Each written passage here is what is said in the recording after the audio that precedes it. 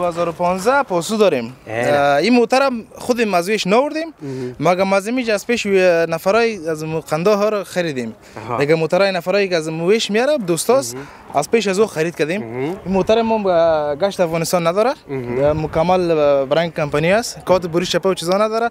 استود مدلش 2015 سیتیش هم سیاه است، دوستان میبینه سی بالش داره پسرش. دیگه موتر که ما نو است، فینگر هم است.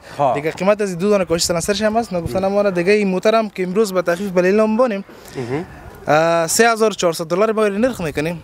ایرم امروز 400 دلارش کم میکنیم به 3000 دلار. 150 دلار از دیگه از ایرم کم میکنیم به خاطر دوستان ما، به خاطر قربان که نزدیک است کم میکنیم به 2850 دلار. هر دوست هموطن ما خریدارش باشه ما در خدمتش هستیم. خیلی خوب.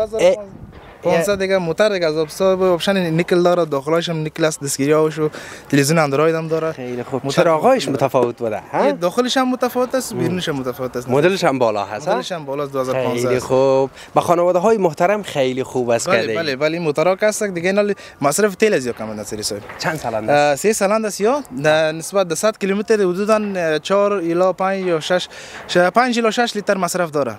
مصرف تیلش کم است سری. خیلی خوب. این عزیزان دلی که موتری که پلیت داشته باشه میخواین؟ موتر پلیتدار داریم، موتر دیگه خانه.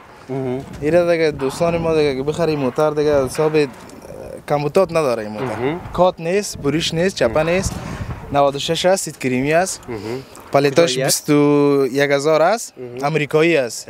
امریکایی است، موتر مکمل لیولاش است، یک لیولش هم کمبود نیست. خیلی خوب. دیگه این موتر ماشین و گیربکسش 4 هی است. دیگه تایر ویل کاپاش هم نو است، خوب ویل کاپاکای مقبول داره، تایرش هم 4 تایرش نو است. دیگه گازی هم شدگی است، کولرکش هم فعال است. این موتر ما نرخ میکنیم 4300 دلار نظری صاحب.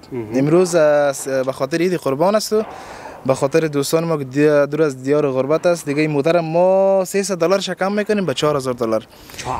100 دلار دیگه هم کم میکنیم به 3900 دلار. هر دوست هموطن ما خریدارش باشه ما در خدمتش هستیم. 3900 دلار موتر امریکایی مکمل لیولاش به جانش است، ماشین گیربکسش به ضمانت، گازی کدگی، ساسندگاش هم 3 سال تازه خودی ما پاک کردیم. خیلی خوب است. اسنادش هم پاک.